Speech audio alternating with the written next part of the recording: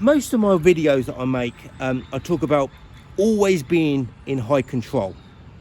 But there are some circumstances where you can, well I can, get into sixth gear at times and go a little bit quicker, have a little bit sharper turns and get a little bit more spread cover over the glass if the window is a good window to do that on.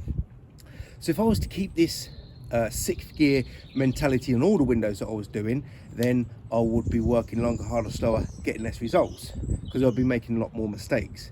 Now I want to be always in high control, and only seldomly can I get up to sixth gear.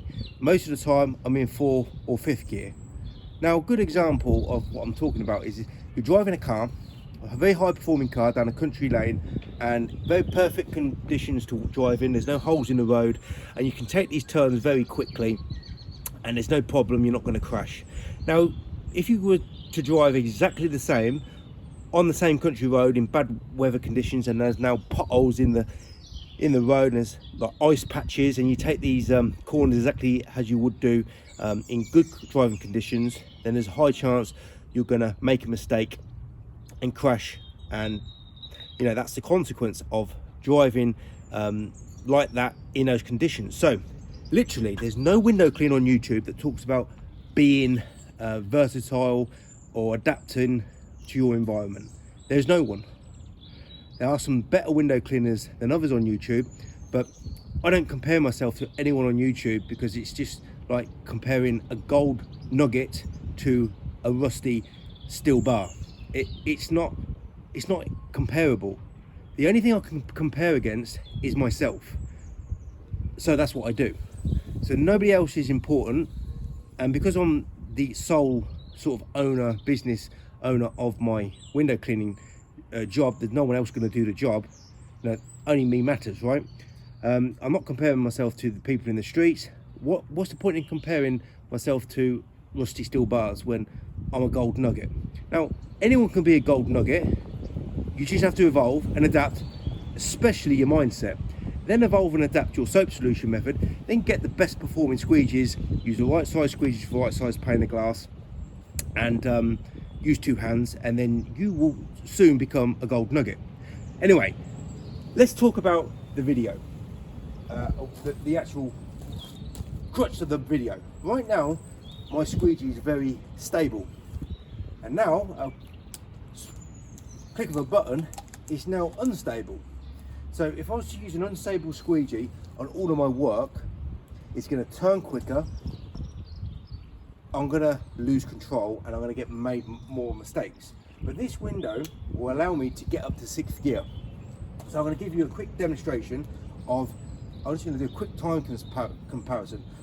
I'm not comparing myself with, or let's say I'm not comparing myself with any other window cleaner, and I'm not comparing this squeegee with a wagtail or with a turbo or with an Etere, because it's comparing a gold nugget to a rusty steel bar.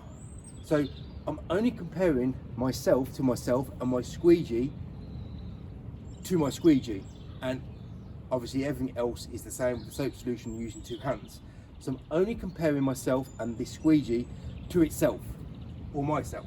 So let's press go and let's soap up the window fully first, and then we're going to start over on the left, come over, and we're going to clean this window, get the highest quality results, close out on the bottom away from the corners, and we're going to stop the window, stopwatch, and we got about 21 seconds. Right, so that was working in fifth gear. Now we're going to work in sixth gear. So I'm going to start the stopwatch, and I'm going to clear the window again. I'm going to start in the same position, but now I'm going to be working a little bit more unstable, and I've got much more coverage with my sharp turns, and I'm going to close out again. You see where I've closed out? So I've got 19 seconds. So really it was 21 seconds versus 19 seconds. Now, where did I close out? On this window, I closed out here, on this window, I closed out here. So one way of working was having tighter turns in comparison to the other time. So I haven't counted how many turns I made there compared to there, but I guess I've got one less turn that side than I did that side. I'm working in 6th gear on that window, I'm working in 5th gear that window, but I'm always working in 4 or 5 gears because I'm using the right size tool. I'm trying to look for the minimum moves where it's possible. I'm being evolving and I'm adapting. Now, if I was to compare other window cleaners, what gears would I suggest that they will be working in? I don't think they ever get out of 2nd gear.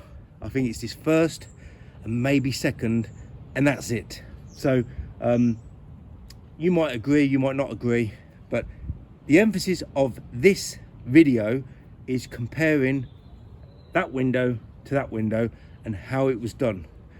And why was I allowed to do 6th gear when most of the time working in 6th gear on most windows that have a high friction, that have a high risk of making a mistake, is not a good idea. But when the opportunity arises, when you evolve and adapt and become an instinctive window cleaner, getting up to 6th gear is well worth it. Now let's think, what other window cleaner has ever mentioned anything like this before?